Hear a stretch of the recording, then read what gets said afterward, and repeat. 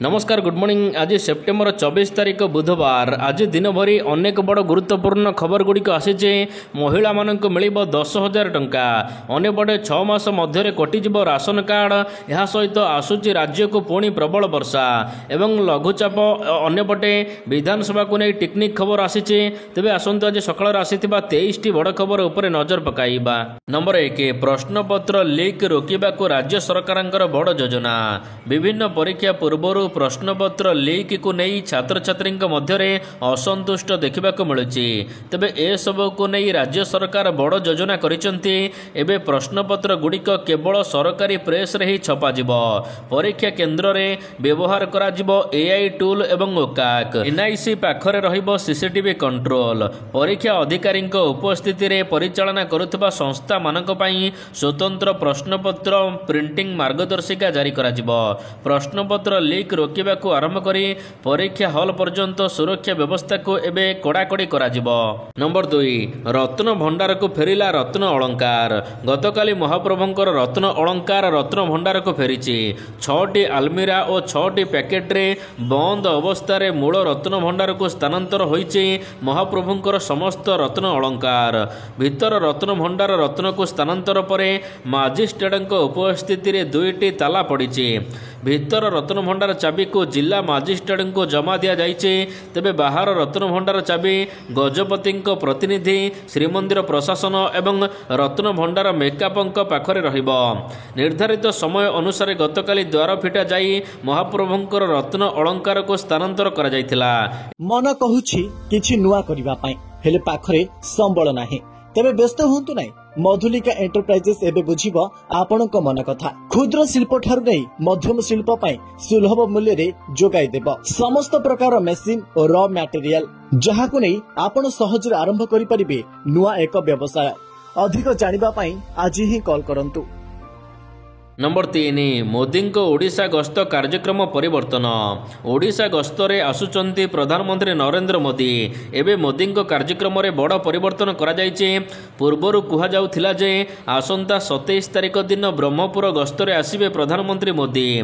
तेबे एबे एथिरे परिवर्तन करा जायछि। ब्रह्मपुर बदल रे आसंता 27 तारिख रे झारसुगुड़ा आसीबे प्रधानमंत्री। एथि पई सेठारे व्यापक आयोजन करा जाउछि। ए नै मुख्यमंत्री को कार्यालय तरफ सूचना प्रदान करा जायछि। प्रधानमंत्री आसंता 27 तारिख रे झारसुगुड़ा गस्तरे आसीबे। नंबर 4 राज्य रे प्रबल वर्षा संभावना। उत्तर पूर्व बंगोपसागर एवं एहार आखपाख अंचल रे लघुचाप क्षेत्र सृष्टि होइछि। एहार प्रभाव रे राज्य रे झेपे झेपे वर्षा सहित अनेक जिल्ला रे वर्षा संभावना रहिछि। तबे आगामी 24 घंटा मध्य रे उत्तर पश्चिम दिगरे गति करिवो हे लघुचाप एवं 25 तारिख बेलको आउ एक लघुचाप क्षेत्र सृष्टि हेबार संभावना रहिछि। 26 तारिख बेलू यह अवपात परिणत हेब। फल राज्य में आज 5 दिन पर्यंत प्रबल वर्षार संभावना रही। आग को दुर्गा पूजा आसुथिबारु ए वर्ष दशहरा मौज को फिका करिपारे वर्षा। नंबर 5 दुर्नीतिर पेड़ी खोलिले मुख्यमंत्री। सरकारी चाकरी हेले दुर्नीति करिबारे व्यस्त समस्त सरकारी बाबू अर्थात पीसी नहीं मालामाल हेउचंती सरकारी बाबू। पूर्व सरकार रे अवस्था जहा थिला नुआ सरकार रे मध्य अवस्था समान। गतकाली कांग्रेस विधायक सोफिया प्रश्न रे ए नहीं मुख्यमंत्री उत्तर रखिचंती एवं कहिचंती गत 15 मास मध्य रे ओडिशा रे 4730 अधिकारी विरोध रे दुर्नीति अभियोग आसीचे। 284 अभियोग रे मामला होइथिबा बेले 230 मामलार तदंत शेष होइछि। 21 मामला रे अधिकारी विरोध रे कार्यानुष्ठान ग्रहण करबाको विभाग को सुपारिश करिछि विजिलेंस। यह सहित 133 आपराधिक मामला मध्य रुजु होइछि। तेबे पूर्व सरकार रे जहा दुर्नीति अवस्था थिला वर्तमान मध्य समान दुर्नीति चलीछि। नंबर 6 पंचायत निर्वाचन पूर्वरु हेबो पंचायत गुड़िकर पुनर्गठन।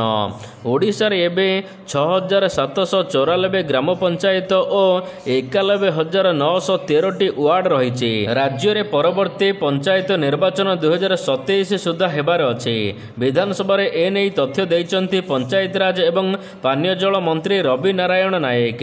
यह सहित ओडिशा रे बढ़िबो ब्लॉक पंचायत संख्या ए नै सूचना दैचंती पंचायत राज मंत्री। नंबर 7 मेट्रो रेल प्रकल्प रद्द करा जाई नाही कहिले मंत्री। କଟକ ଭୁବନେଶ୍ୱର ମେଟ୍ରୋ ରେଳ ପ୍ରକଳ୍ପ ରଦ୍ଦ ହୋଇନାହିଁ। ଏନେଇ ଗତକାଲି ବିଧାନସଭାରେ କହିଛନ୍ତି ନଗର ଉନ୍ନୟନ ମନ୍ତ୍ରୀ ଡାକ୍ତର କୃଷ୍ଣଚନ୍ଦ୍ର ମହାପାତ୍ର। ବିଧାନସଭାରେ ଏକ ଲିଖିତ ପ୍ରଶ୍ନର ଉତ୍ତର ଦେଇ ନଗର ଉନ୍ନୟନ ମନ୍ତ୍ରୀ କହିଛନ୍ତି କଟକ ଭୁବନେଶ୍ୱର ମେଟ୍ରୋ ପ୍ରକଳ୍ପ ରଦ୍ଦ କରାଯାଇ ନାହିଁ। ଏହି ପ୍ରକଳ୍ପ ଏବେ ରାଜ୍ୟ ସରକାରଙ୍କର ପରୀକ୍ଷାଧୀନ ରହିଛି। ଏଥିପାଇଁ ଆନ୍ତଃ ମନ୍ତ୍ରିସ୍ତରୀୟ କମିଟି ଗଠନ କରାଯାଇଛି। କମିଟିର ରିପୋର୍ଟ ଏବଂ ସୁପାରିଶ ପ୍ରାପ୍ତ ହେବା ପରେ ସରକାର ଆଗାମୀ ଦିନରେ ଅନ୍ତିମ ସିଦ୍ଧାନ୍ତ ନେବେ। ଏହି ମେଟ୍ରୋ ରେଳ ପ୍ରକଳ୍ପ ଏପର୍ଯ୍ୟନ୍ତ ମୋଟ 177.36 କୋଟି ଟଙ୍କା ଖର୍ଚ୍ଚ ହୋଇଛି। ନମ୍ବର 8 ବିଜେଡିରୁ ଆଉଟ୍ ହେଲେ ଶ୍ରୀମୟ ମିଶ୍ର। ବିଜୁ ଜନତା ଦଳରୁ ସସ୍ପେଣ୍ଡ ହୋଇଛନ୍ତି ମହିଳା ନେତ୍ରୀ ଶ୍ରୀମୟ ମିଶ୍ର। ସୋସିଆଲ ମିଡିଆ ପୋଷ୍ଟକୁ ନେଇ ଚର୍ଚ୍ଚା। ଏହାପରେ ଦଳରୁ ତାଙ୍କୁ ଗତକାଲି ନିଲମ୍ବନ କରାଯାଇଛି। ପାଣ୍ଡିଆନଙ୍କୁ ଇଙ୍ଗିତ କରି ଶ୍ରୀମୟ ଧୃତରାଷ୍ଟ୍ର ଏବଂ ଭକ୍ତ ସନ୍ନ୍ୟାସୀ କହି କଟାକ୍ଷ କରିଥିଲେ। ଏହାପରେ ତାଙ୍କୁ ଦଳ ପକ୍ଷରୁ କାର୍ଯ୍ୟାନୁଷ୍ଠାନ ନିଆଯିବା ସହିତ ତାଙ୍କୁ ଦଳରୁ ବହିଷ୍କାର କରାଯାଇଛି। ବିଜେଡି ଦଳ ମହିଳା ଶାଖାର ସାଧାରଣ ସମ୍ପାଦିକା ଥିଲେ ଶ୍ରୀମୟ। ଏନେଇ ଶ୍ରୀମୟଙ୍କ କୌଣସି ପ୍ରତିକ୍ରିୟା ମିଳିନି। ନମ୍ବର 9 ଓଡ଼ିଶାର 298 ଜଣ ଓଡ଼ିଆ ପ୍ରବାସୀ ଶ୍ରମିକଙ୍କର ମୃତ୍ୟୁ ଘଟିଛି। ଗତ 5 ବର୍ଷ ମଧ୍ୟରେ ରାଜ୍ୟ ବାହାରେ କାମ କରୁଥିବା ସମୟରେ ଓଡ଼ିଶାର 298 ଜଣ ପ୍ରବାସୀ ଶ୍ରମିକଙ୍କର ମୃତ୍ୟୁ ଘଟିଛି। ମଙ୍ଗଳବାର ଦିନ ଏନେଇ ବିଧାନସଭାରେ ଶ୍ରମ ଏବଂ କର୍ମଚାରୀ ମନ୍ତ୍ରୀ ଗଣେଶ ରାମ ସିଂ ଖୁଣ୍ଟିଆ ସୂଚନା ଦେଇଛନ୍ତି। ଗୃହରେ ଭୁବନେଶ୍ୱର ମଧ୍ୟ ବିଧାୟକ ଅନନ୍ତ ନାରାୟଣ ଜେନାଙ୍କ ଏକ ପ୍ରଶ୍ନରେ ଏନେଇ ମନ୍ତ୍ରୀ ସୂଚନା ଦେଇଛନ୍ତି। ଅନନ୍ତ ନାରାୟଣ ଜେନା ପଚାରିଥିଲେ ଯେ ରାଜ୍ୟରେ କେଉଁ କେଉଁ ଜିଲ୍ଲାରୁ କେତେ 2024 ମସିହା ପରେ ଦାଦନ ଖଟିବାକୁ ଯାଇଥିଲେ ଏବଂ 2020ରୁ ଏପର୍ଯ୍ୟନ୍ତ କେତେ ଜଣ ମୃତ୍ୟୁବରଣ କରିଛନ୍ତି ଏହାର ତଥ୍ୟ ଦିଅ। ତେବେ 2024 ମସିହାରେ କେବଳ 120 ଜଣଙ୍କର ମୃତ୍ୟୁ ଘଟିଛି। 2025ରେ 82 ଜଣ, ଏହା ସହିତ 2022ରେ 31 ଜଣ, 2021ରେ 14 ଜଣ ପ୍ରବାସୀଙ୍କର ମୃତ୍ୟୁ ଘଟିଛି। ନମ୍ବର 10 ଓଡ଼ିଆରେ ନାମ ଫଳକ ଲେଖି ନଥିଲେ ସାବଧାନ। ଓଡ଼ିଆରେ ନାମ ଫଳକ ଲେଖି ନଥିବା କାରଣରୁ ଆଇନ ଖିଲାପକାରୀ 101 ବ୍ୟବସାୟୀ ପ୍ରତିଷ୍ଠାନ ମାଲିକଙ୍କ ବିରୁଦ୍ଧରେ ମକଦ୍ଦମା ରୁଜୁ କରାଯାଇଛି। 1606ଟି ପ୍ରତିଷ୍ଠାନ ଓଡ଼ିଆ ଭାଷାରେ ନାମ ଫଳକ ଲେଖି ନଥିବାରୁ ବ୍ୟବସାୟୀ ପ୍ରତିଷ୍ଠାନ ମାଲିକଙ୍କୁ କାରଣ ଦର୍ଶାଉ ନୋଟିସ୍ ଜାରି କରାଯାଇଛି। ଗତକାଲି ବିଧାନସଭାରେ ଏଭଳି ସୂଚନା ଦେଇଛନ୍ତି ଶ୍ରମ ମନ୍ତ୍ରୀ ଗଣେଶ ରାମ ସିଂ ଖୁଣ୍ଟିଆ। ବିଧାୟକ ପ୍ରସନ୍ନ ଆଚାର୍ଯ୍ୟଙ୍କ ପ୍ରଶ୍ନରେ ଏନେଇ ମନ୍ତ୍ରୀ ସୂଚନା ପ୍ରଦାନ କରିଛନ୍ତି। ତେବେ ଖୋର୍ଦ୍ଧା ଜିଲ୍ଲାରେ ସର୍ବାଧିକ 38 ମକଦ୍ଦମା ରୁଜୁ କରାଯାଇଛି। ଏହା ସହିତ ଝାରସୁଗୁଡ଼ା ଜିଲ୍ଲାରେ 237, ଏହା ସହିତ ଖୋର୍ଦ୍ଧାରେ 201ଟି ବ୍ୟବସାୟୀ ପ୍ରତିଷ୍ଠାନ ଉପରେ କାରଣ ଦର୍ଶାଉ ନୋଟିସ୍ ଜାରି କରାଯାଇଛି। ନମ୍ବର 11 3 ବର୍ଷରେ 101 ଶିଶୁ ଶ୍ରମିକ ଉଦ୍ଧାର। ଗତ 3 ବର୍ଷ ମଧ୍ୟରେ ଉଦ୍ଧାର ହେଲେଣି 101 ଜଣ ଶିଶୁ ଶ୍ରମିକ। ଏହା ଭିତରୁ 2022-23ରେ 5 ଜଣ ଶିଶୁ ଉଦ୍ଧାର ହୋଇଥିବା ବେଳେ 2023-24ରେ 45 ଜଣ ଶିଶୁ ଉଦ୍ଧାର ହୋଇଛନ୍ତି। କେବଳ ସେତିକି ନୁହେଁ, 2024-25ରେ 51 ଜଣ ଶିଶୁ ଶ୍ରମିକ ଉଦ୍ଧାର ହୋଇଥିବା ନେଇ ବିଧାନସଭାରେ ଉତ୍ତର ରଖିଛନ୍ତି ସରକାର। ତେବେ ଏନେଇ ବିଜେପି ବିଧାୟକ ଉପାସନା ମହାପାତ୍ର ପ୍ରଶ୍ନ ପଚାରିଥିଲେ, ଆଉ ଗତ 3 ବର୍ଷ ମଧ୍ୟରେ ଶିଶୁ ଶ୍ରମିକ କେତେ ଉଦ୍ଧାର ହୋଇଛନ୍ତି ଏନେଇ ରାଜ୍ୟ ସରକାର କହିବା ସହିତ 101 ଜଣ ଶିଶୁ ଶ୍ରମିକ ଉଦ୍ଧାର କରାଯାଇଥିବା କହିଛନ୍ତି। ନମ୍ବର 12 ରାଜସ୍ୱ ବଳକା ରାଜ୍ୟ ହେବ ଓଡ଼ିଶା। ଓଡ଼ିଶାକୁ ସିଏଜି ପ୍ରଶଂସା। ପ୍ରଥମ ଥର ପାଇଁ ସିଏଜି ରାଜ୍ୟ ଫାଇନାନ୍ସ ଉପରେ ଏକ ରିପୋର୍ଟ ପ୍ରକାଶ କରିଛନ୍ତି। ଏଥିରେ 2022-23 ଆର୍ଥିକ ବର୍ଷରେ ରାଜସ୍ୱ ବଳକା କ୍ଷେତ୍ରରେ ଓଡ଼ିଶା ତୃତୀୟ ସ୍ଥାନ ରହିଛି। ଓଡ଼ିଶାରେ ରାଜସ୍ୱ ବଳକା 19,456 କୋଟି ଟଙ୍କା ଥିବା ରିପୋର୍ଟରେ ଦର୍ଶାଯାଇଛି। ତାଲିକାର ପ୍ରଥମ ସ୍ଥାନରେ ଥିବା ଉତ୍ତରପ୍ରଦେଶର ରାଜସ୍ୱ ବଳକା 37,263 କୋଟି ଟଙ୍କା ରହିଛି। ସେହିପରି ତାଲିକାର ଦ୍ୱିତୀୟ ସ୍ଥାନରେ ଗୁଜରାଟ ଥିବାବେଳେ ତୃତୀୟ ସ୍ଥାନରେ ଓଡ଼ିଶା ରହିଛି। ନମ୍ବର 13 ଗାନ୍ଧୀ ମାର୍ଗରେ ଖଣ୍ଡଯୁଦ୍ଧ, ଆଜି କଂଗ୍ରେସ କରିବ ମଧ୍ୟ ଗର୍ଜନ। ପଞ୍ଚାୟତ ପ୍ରତିନିଧିଙ୍କର ଆର୍ଥିକ କ୍ଷମତା ସଂକୁଚିତ କରିବା ନିଷ୍ପତ୍ତି ବିରୋଧ କରି ଗତକାଲି ପଞ୍ଚାୟତ ପ୍ରତିନିଧିଙ୍କୁ ସାଥିରେ ନେଇ ବିଧାନସଭା ଘେରାଉ ଉଦ୍ୟମ କରିଥିଲା ବିଜେଡି। ବ୍ୟାରିକେଡ୍ ଭାଙ୍ଗିବା ସମୟରେ ପାଣିମାଡ଼ ଖାଇଛନ୍ତି ନେତା ଏବଂ କର୍ମୀ। ଅନ୍ୟପଟେ ଆଜି ନାରୀ ସୁରକ୍ଷାକୁ ନେଇ ଲୋୟର ପିଏମ୍ଜିରେ ଗର୍ଜନ କରିବ କଂଗ୍ରେସ। ଅନ୍ୟପଟେ ସାର ସଙ୍କଟ, କଳାବଜାରୀ, ସମବାୟ ସମିତିରେ ଦୁର୍ନୀତିକୁ ନେଇ ଆନ୍ଦୋଳନକୁ ଓହ୍ଲାଇଛି କଂଗ୍ରେସ କୃଷକ ମୋର୍ଚ୍ଚା। ଡବଲ ଇଞ୍ଜିନ ସରକାରରେ ଚାଷୀ ଡବଲ ହଇରାଣ ହେଉଥିବା ନେଇ କଟାକ୍ଷ କରିଛି କଂଗ୍ରେସ। ନମ୍ବର 14 କିଲର ଦୀପକର କଳା କାହାଣୀ। ଟ୍ରାଫିକ କନେଷ୍ଟବଳ ଶୁଭମିତ୍ରା ହତ୍ୟାକାଣ୍ଡରେ ନୂଆ ଟ୍ୱିଷ୍ଟ। ପ୍ରଥମ ପତ୍ନୀଙ୍କ ମୃତ୍ୟୁ ପରେ 1 କୋଟି ଟଙ୍କାର ବୀମା ହାତେଇବା କଥା ସାମ୍ନାକୁ ଆସିବା ପରେ ଶୁଭମିତ୍ରାଙ୍କୁ କାହିଁକି ହତ୍ୟା କଲା ତଦନ୍ତ ପାଇଁ ପୁରୁଣା ଫାଇଲ ଖୋଲିଛି ପୋଲିସ। ଶୁଭମିତ୍ରାଙ୍କ ଘଟଣାକ୍ରମ ସମ୍ପୂର୍ଣ୍ଣ ଅଲଗା ଥିଲା।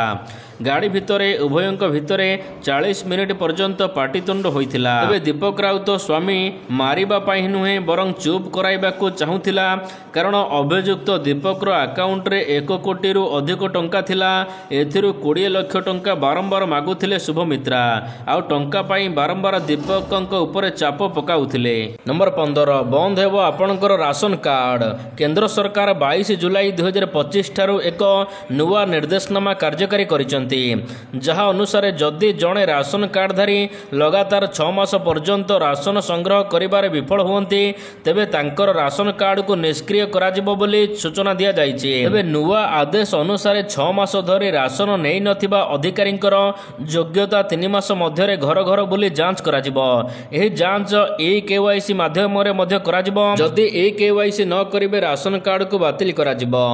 ପ୍ରତି 5 ବର୍ଷରେ ରାସନ କାର୍ଡ ଯୋଗ୍ୟତା ତାଲିକା ପୁନର୍ପରୀକ୍ଷା କରାଯିବ ଏବଂ ରାସନ କାର୍ଡରେ ତାଲିକାଭୁକ୍ତ 5 ବର୍ଷରୁ କମ୍ ବୟସର ପିଲାମାନଙ୍କର ଆଧାର କାର୍ଡ ନମ୍ବରକୁ ବାଧ୍ୟତାମୂଳକ ଭାବରେ ଲିଙ୍କ କରାଯିବ। ନମ୍ବର 16 75 ଲକ୍ଷ ମହିଳାଙ୍କୁ ମିଳିବ 10,000 ଟଙ୍କା। ମହିଳାଙ୍କୁ ଆର୍ଥିକ ଭାବରେ ସଶକ୍ତ କରିବା ଏବଂ ସେମାନଙ୍କୁ ସ୍ୱାବଲମ୍ବୀ କରିବାକୁ ସରକାର ଏକ ମହତ୍ୱାକାଂକ୍ଷୀ ପଦକ୍ଷେପ ନେଇଛନ୍ତି। ବିହାର ମୁଖ୍ୟମନ୍ତ୍ରୀ ମହିଳାଙ୍କୁ ନିଯୁକ୍ତି ଯୋଜନା ଅଧୀନରେ ପ୍ରତ୍ୟେକ ପରିବାରରୁ ଜଣେ ଯୋଗ୍ୟ ମହିଳାଙ୍କୁ ଆତ୍ମନିର୍ଭର କରିବାକୁ 10,000 ଟଙ୍କା ସହାୟତା ପ୍ରଦାନ କରିବେ। ଏହି ଯୋଜନା ସେପ୍ଟେମ୍ବର 26 ତାରିଖରେ କାର୍ଯ୍ୟକାରୀ ହେବ ବିହାରରେ। ତେବେ ଏହି ଦିନ ମହିଳାମାନଙ୍କର ଖାତାକୁ 10,000 ଟଙ୍କା ପ୍ରଥମ କିସ୍ତି ଆସିବ। ପ୍ରଧାନମନ୍ତ୍ରୀ ନରେନ୍ଦ୍ର ମୋଦି ଏହି କାର୍ଯ୍ୟକ୍ରମରେ ଅନଲାଇନ୍ ମାଧ୍ୟମରେ ଯୋଗ ଦେବେ। ମୁଖ୍ୟମନ୍ତ୍ରୀ ନୀତିଶ କୁମାର ମୁଖ୍ୟ ଅତିଥି ଭାବରେ ଯୋଗଦେଇ ବିହାରର 75 ଲକ୍ଷ ମହିଳାଙ୍କ ଆକାଉଣ୍ଟକୁ 10,000 ଟଙ୍କା ପଠାଇବେ। ତେବେ ଏଥିରେ ଟୋଟାଲ ଉପରେ 7,500 କୋଟି ଟଙ୍କା ବଣ୍ଟନ କରାଯିବ। ନମ୍ବର 17 16 ଦିନ ସ୍କୁଲ କଲେଜ ଛୁଟି। ପିଲାଙ୍କ ପାଇଁ ଖୁସି ଖବର, ବନ୍ଦ ହୋଇଗଲା ସ୍କୁଲ। ଦିନେ କି 2 ଦିନ ନୁହେଁ, ଲଗାତାର 16 ଦିନ ସ୍କୁଲ କଲେଜ ସବୁ ବନ୍ଦ ରହିବ। ଛତିଶଗଡ଼ରେ ସେପ୍ଟେମ୍ବର ଏବଂ ଅକ୍ଟୋବରରେ ନବରାତ୍ରି, ଦଶହରା, ଦୀପାବଳି ଭଳି ଅନେକ ପର୍ବ ପାଇଁ ସ୍କୁଲ ଛୁଟି ଘୋଷଣା କରିଦେଇଛନ୍ତି, ଯେଉଁଥିରେ 16 ଦିନ ପର୍ଯ୍ୟନ୍ତ ସ୍କୁଲ ଛୁଟି କରାଯାଇଛି। ନମ୍ବର 18 କୋଲକାତାରେ ପ୍ରବଳ ବର୍ଷା, ଗଲାଣି 9 ଜଣଙ୍କର ଜୀବନ। ମଙ୍ଗଳବାର ରାତି ସାରା ପ୍ରବଳ ବର୍ଷା ଯୋଗୁଁ କୋଲକାତାରେ ବ୍ୟାପକ ଅଞ୍ଚଳ ଜଳମଗ୍ନ ହେବା ସହିତ ବିପର୍ଯ୍ୟସ୍ତ ହୋଇପଡ଼ିଛି ସମସ୍ତ ବ୍ୟବସ୍ଥା। ପ୍ରବଳ ବର୍ଷା ଯୋଗୁଁ ପୃଥକ ପୃଥକ ସ୍ଥାନରେ 7 ଜଣ ବିଦ୍ୟୁତ୍ ଆଘାତରେ ମୃତ୍ୟୁ ଏବଂ 2 ଜଣ ପାଣିରେ ବୁଡ଼ି ମୃତ୍ୟୁବରଣ କରିଥିବା ରିପୋର୍ଟ ମିଳିଛି। ଏହି ବର୍ଷାରେ ବିଶେଷ ଭାବରେ ରେଳ ମେଟ୍ରୋ ସେବା ମଧ୍ୟ ପ୍ରଭାବିତ ହୋଇଛି। ଏହା ସହିତ 30ଟି ବିମାନକୁ ମଧ୍ୟ ବାତିଲ କରିଦିଆଯାଇଛି। ପାଣିପାଗ ବିଭାଗର ସୂଚନା ଅନୁସାରେ ସହରରେ ମାତ୍ର 3 ଘଣ୍ଟା ମଧ୍ୟରେ 185 ମିଲିମିଟର ବର୍ଷା ରେକର୍ଡ ହୋଇଛି, ଯାହା ବର୍ଷକ ମଧ୍ୟରେ ସର୍ବାଧିକ। ନମ୍ବର 19 UIDAIର ବଡ଼ ସୂଚନା। ଆଧାର କାର୍ଡ ଧାରୀମାନଙ୍କ ପାଇଁ ବଡ଼ ଖବର। ଜାତୀୟ ଅନନ୍ୟ ପରିଚୟ ପ୍ରାଧିକରଣ UIDAI ଏହାର ନୂତନ ଏବଂ ଉନ୍ନତ ଆଧାର ଆପ୍ ଲଞ୍ଚ କରିବାକୁ ପ୍ରସ୍ତୁତ ହୋଇଛି। ତେବେ ଏହି ନୂତନ ଆପ୍ 3 ମାସ ମଧ୍ୟରେ ସର୍ବସାଧାରଣ ଲୋକଙ୍କ ପାଇଁ ଉପଲବ୍ଧ ହେବ। ଏହାର ପରୀକ୍ଷା ସମ୍ପୂର୍ଣ୍ଣ ହେବା ପରେ ଏହାକୁ ଲଞ୍ଚ କରାଯିବ। ତେବେ ନୂତନ ଆପ୍ରେ ସବୁଠାରୁ ଗୁରୁତ୍ୱପୂର୍ଣ୍ଣ ବୈଶିଷ୍ଟ୍ୟ ହେଉଛି ଆଧାର କାର୍ଡ ସୂଚନା ଡିଜିଟାଲ ଭାବରେ ସେୟାର କରାଯାଇପାରିବ। ଏହା ମଧ୍ୟ ଆଧାର କାର୍ଡ ଧାରୀମାନଙ୍କର ଅନୁମତି ସହିତ ପୂର୍ବରୁ ଆଧାର କାର୍ଡର ସୂଚନା ସେୟାର କରିବା ପାଇଁ ଏକ କାଗଜ ଫଟୋକପି ଆବଶ୍ୟକ ପଡୁଥିଲା, କିନ୍ତୁ ଏହି ପ୍ରକ୍ରିୟା ଏବେ ଡିଜିଟାଲ ଏବଂ ସରଳୀକୃତ କରାଯିବ। ନମ୍ବର 20 ଟ୍ରେନ୍ରେ ହେଲା ପାଣି ଶସ୍ତା। ଭାରତୀୟ ରେଳବାଇ ଯାତ୍ରୀମାନଙ୍କୁ ଆଶ୍ୱସ୍ତି ଦେଇଛି। GST କମିବା ଫଳରେ ରେଳବାଇ ବୋର୍ଡ ପକ୍ଷରୁ ପାନୀୟ ଜଳକୁ ଶସ୍ତା କରାଯାଇଛି। IRCTC ଦ୍ୱାରା ଦିଆଯାଉଥିବା ପାଣି ଲିଟର ବୋତଲଗୁଡ଼ିକ ଏବେ ଶସ୍ତାରେ ଆପଣମାନଙ୍କୁ ମିଳିବ। ପୂର୍ବରୁ 15 ଟଙ୍କାରେ ଏକ ପାଣି ବୋତଲ ମିଳୁଥିବା ବେଳେ ଏବେ 14 ଟଙ୍କାରେ ଏହା ଉପଲବ୍ଧ ହେବ। ସେହିପରି ଅଧା ଲିଟର ବା 500 ମିଲିମିଟର ପାଣି ବୋତଲ ଯାହା ପୂର୍ବରୁ 10 ଟଙ୍କାରେ ମିଳୁଥିଲା, ଏବେ ଏହା 9 ଟଙ୍କାରେ ମିଳିବ। नंबर 21 कमिला बाइक दर जीएसटी रे परिवर्तन हेबा फलरे एबे समस्त बाइक गुड़िकर मूल्य कमिबार लागिছে। तेबे आपाजी आरटीआर 160 प्रारंभिक मूल्य जहाँ बेंगलुरु रे एक शोरूम रो मूल्य थिला 1,01,890 टंका एबे यहाँ 10 रु 12,000 टंका पर्यंत सीधा सड़क कमी जाइছে। यह सहित टीवीएस रो समस्त बाइक रो मूल्य कमिछि बोली सूचना दिया जाइছে। नंबर 22 जीएसटी कमिबा फलरे मारुति सुजुकी रो कार बिक्री बढ़िला। सेप्टेम्बर 22 तारिख नुआ जीएसटी आसीछि। यह फलरे एबे कार बिक्री मध्य मारुति सुजुकी रे बढ़िछि कारण कार दाम जीएसटी लागिबा फलरे कमी जाइछि। तेबे सेप्टेम्बर 22 तारिख रे 80,000 रु अधिक ग्राहक माने बुकिंग करिथिबा सूचना मिलिछि। तेबे कंपनी पक्षरु कहा जाइछि कि कंपनी जीएसटी नुआ दर लागू करने फल 75,000 बुकिंग मिली जहाँ पूर्वर 15,000 मासिक मिलूला। नंबर 23 टीम इंडिया उपर लगिला जोरिमाना। आईसीसी महिला विश्वकप पूर्वर भारतीय महिला क्रिकेट दलर समस्या कमिबार ना नेउनी। प्रथमे ऑस्ट्रेलिया 3 मैच विशिष्ट ओडीआई सीरीज 2-1 जीतिथिला। एहापरे आईसीसी द्वारा स्लो ओवर रेट पर टीम इंडिया को कड़ा जोरिमाना लागू करा जाइछि। तृतीय ओडीआई रे स्लो ओवर रेट पर भारतीय दल को सेमानकर मैच फी उपरे 10% जोरिमाना आकार रे काटी दिया जाइछि।